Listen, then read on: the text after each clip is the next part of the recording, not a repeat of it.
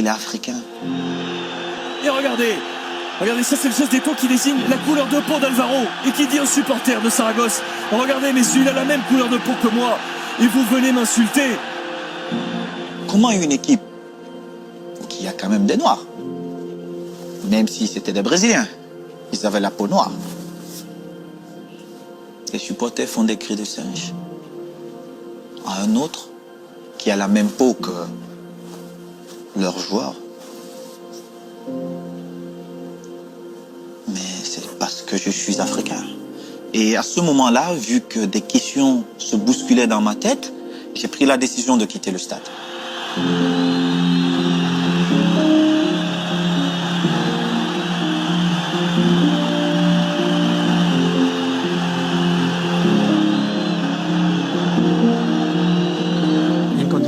Dans des circonstances normales, le règlement dit que si un joueur décide de quitter le terrain de son plein gré, je dois l'expulser.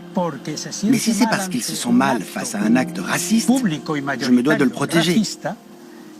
S'il s'en va, je me dois de partir avec lui. La Ligue de football professionnel espagnole, la Fédération espagnole de football et le syndicat des footballeurs espagnols avaient lancé un protocole quelques mois plus tôt, au printemps 2005.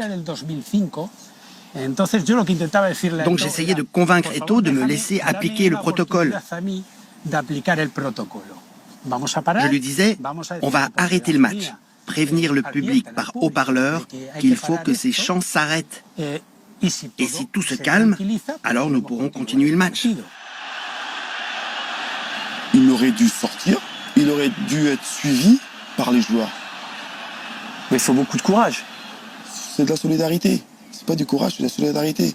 À partir du moment où le mec il sort et que les autres joueurs ils disent moi je sors avec lui, mais que tu sois noir ou blanc, tu dis non, moi je sors parce que je suis contre ce que j'entends, et que tous les joueurs sortent, bah, je te garantis qu'on ne sera pas là aujourd'hui. Le grand frère Patrick a peut-être raison. Mais je pense que l'idée de Franck Rashkad était la meilleure à cet instant-là. Franck, il vient vers moi et il me dit « Samuel, qui est le meilleur joueur de mon équipe ?»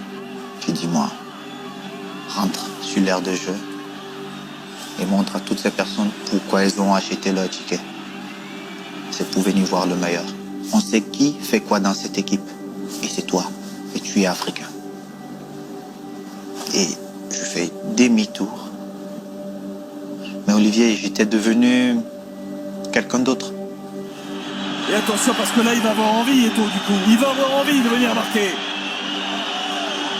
Le corner de Ronaldinho a suivi le ballon derrière, la reprise de volée. La barre transversale. Ça sera un penalty. C'est Ronaldinho qui tire ce penalty. Et toute la tribune à cet instant imite le cri du singe.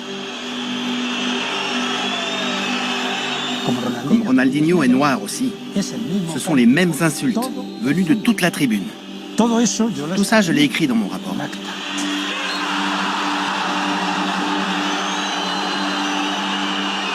Quand tu vois que les cris de singe, tout ce qui se passe dans les stades, il n'y a aucune sanction. La mesure forte pour toi, ça serait que tous les Noirs, les joueurs de couleur, disent on ne joue pas. Tu penses que ça serait efficace? Quoi? Beaucoup de gens vont perdre l'argent. Et quand tu touches déjà la poche de quelqu'un, je vais te dire, il va trouver des solutions. En premier, les télés. Et tu verras que ces patrons-là mettront la pression à ces instances qui dirigent le football mondial et beaucoup de choses vont changer.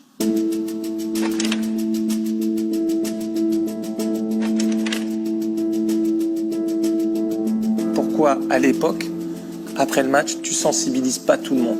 Déjà, j'ai essayé de faire beaucoup de choses. J'ai essayé de prendre certains à cette époque qui avaient